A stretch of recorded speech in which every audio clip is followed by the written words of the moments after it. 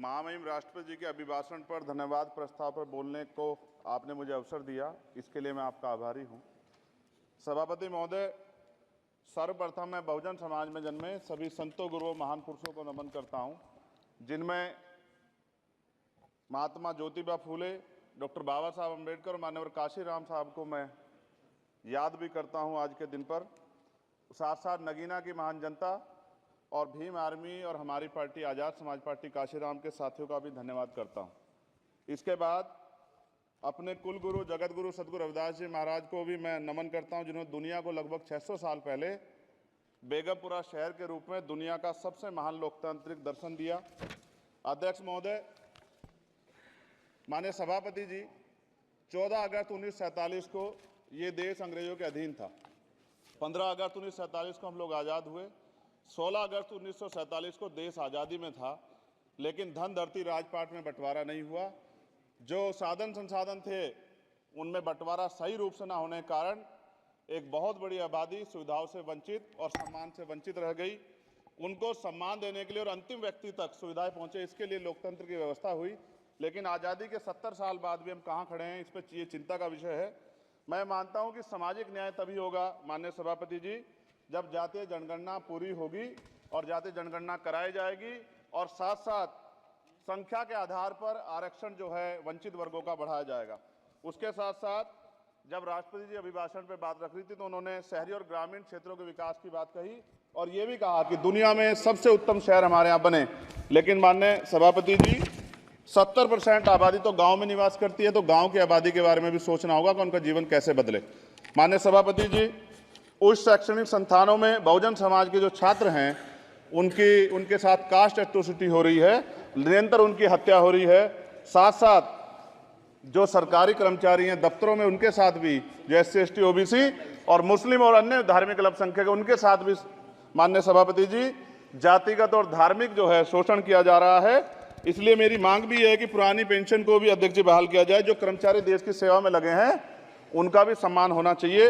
साथ साथ सभापति जी, भाजपा ने चुनावी लाभ के लिए सबका साथ सबका विकास के नारे दिए जो खोखले हैं, क्योंकि 10 साल में दलित, पिछड़े, आदिवासी, मुस्लिम और अन्य धार्मिक अल्पसंख्यक जो अत्याचार हुए हैं वो किससे छिपे हुए नहीं हैं। ये गलत है, ये बंद होना चाहिए।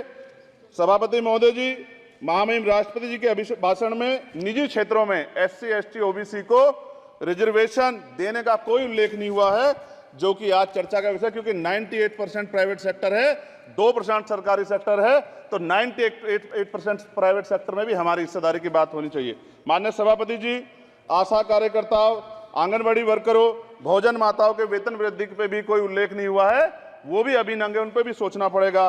माननीय सभापति जी, जिस क्षेत्र से मैं चुन के आऊँ नगीना से, वो बहुत पिछड़ा क्षेत्र है। उस क्षेत्र में कोई विशेष आर्थिक पैकेज नहीं दिया गया, रोजगार की सेवाएं नहीं है, नौजवान पलायन करता है। IIT, IIM, एम्स, केंद्रीय विद्यालय आदि शिक्षा में और चिकित्सा संस्थानों की स्थापना होनी चाहिए, जो कि नहीं है। और माननीय सभापति जी, मानसून सत्र आ गया है, मेरा क्षेत्र बाढ़ से बहुत प्रभावित है, इसलिए मैं आपसे आग्रह करूंगा कि वहां के लोगों को बाढ़ से निजात दिलाई जाए।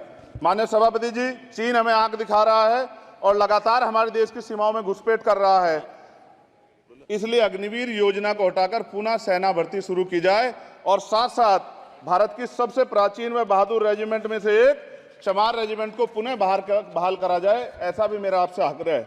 माननीय सभापति जी, पिछले सारे प्रधानमंत्रियों ने मिलकर जितना कर्ज लिया है उससे दुगना कर्ज हमारे वर्तमान के प्रधानमंत्री जी ने लिया है। किसान अगर अपना कर्ज माफ कराने के लिए जाता है तो लाठी झेलनी पड़ती है, जबकि सरकार ने धन्ना सेठों का 15 लाख करोड़ रुपए माफ किया है। इस ओर हमें ध्यान देना पड़ेगा, हमारी आने वाली पीढ़ियों को ये कर्ज चुकाना पड़ेगा। माननीय सभापति महोदय जी, किसानों को MSP की लीगल गारंटी तथा किसानों का कर्ज माफ होना चाहिए। साथ साथ 2 अप्रैल 2018 को SC ST के बच्चों पे बहुत बड़े पैमाने पे मुकदमे लगे थे, वो हमारी लड़ाई सही थी, ये सुप्रीम कोर्ट ने माना और बाद में सरकार ने माना, वो मुकदमे तुरंत वापस होने चाहिए।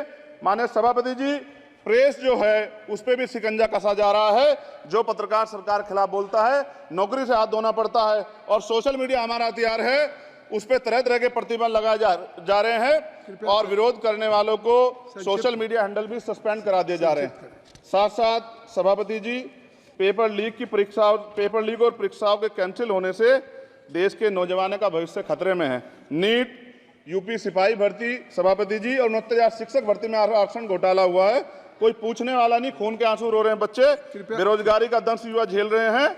इसलिए मेरा आग्रह है कि युवाओं के लिए कृपया समाप्त करें चंद्रशेखर। माननीय सभापति जी, मैं पहली बार बोल रहा हूं, आप कहेंगे मैं बैठ जाऊंगा, मैं आपकी बात, मैं संवैधानिक मर्यादा का पालन करूंगा, मगर हम तो माननीय सभापति जी सुन ही रहे हैं। आप बोलिए, 1 मिनट। धन्यवाद, धन्यवाद। 1 मिनट और बोलिए। अध्यक्ष सभापति जी, नारी सम्मान की बात करने वाली सरकार, हमने मणिपुर देखा सर, हमने पहलवान बेटियों का हर्ष देखा सर, और हमने सर हाथरस की बेटी का हर्ष देखा सर, और हाथरस के परिवार को जो वादा किया था सरकार ने वो भी पूरा नहीं किया।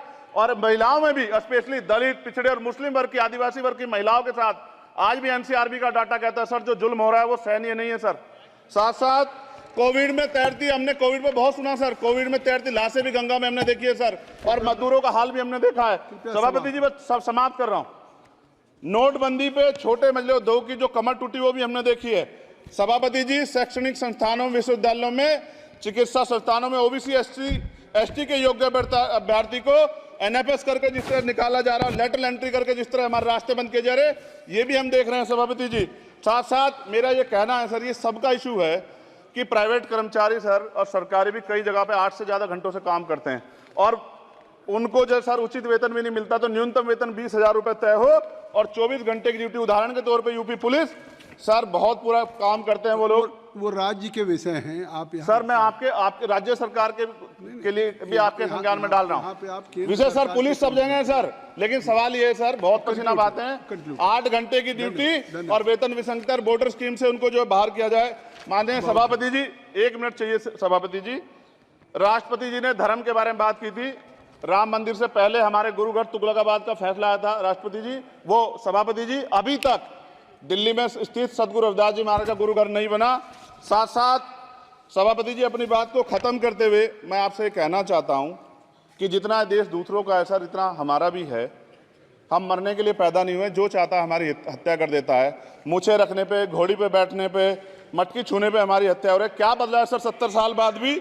दलित, पिछड़े, मुसलमानों पे हिंसा नहीं रुक रही है सर। मेरा आपसे संरक्षण के साथ ये आग्रह है कि इन घटनाओं को रोका जाए, और देश किसी की बपोती नहीं है, देश संविधान से चलता है सर, और संविधान से